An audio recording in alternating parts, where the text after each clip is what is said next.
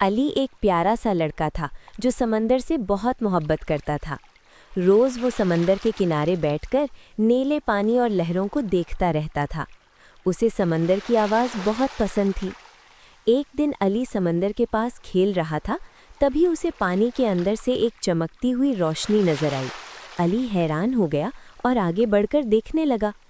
अचानक पानी के अंदर से एक प्यारी सी रंग बिरंगी फिश बाहर आई। उसकी आंखें चमक रही थीं और चेहरे पर मुस्कुराहट थी। फिश ने कहा, अली डरो मत, मैं तुम्हारी दोस्त हूँ। अली बहुत खुश हो गया। उसने कहा, वाह, तुम बात करती हो, मैं तुम्हारा नाम नीला रखता हूँ। फिश हंसकर बोली, मेरा नाम नीला ही है। अली और नीला दोनों अच्छे दोस्त बन गए। नीला ने अली से कहा, क्या तुम मेरे साथ समंदर के अंदर चलना चाहते हो? अली ने थोड़ा सोचा, फिर खुशी से बोला, हाँ, मुझे समंदर की दुनिया देखनी है।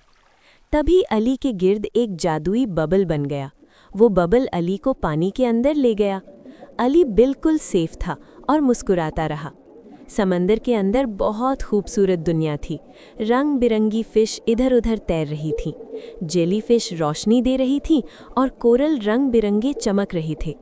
अली ने खुशी से कहा, नीला, ये तो बहुत जादुई जगह है।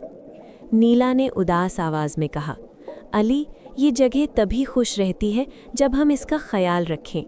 कभी कभी लोग कचरा समंदर में फेंक देते हैं। अली ने देखा कि पानी के नीचे प्लास्टिक और गंदगी पड़ी हुई थी। फिश उदास नजर आ रही थी।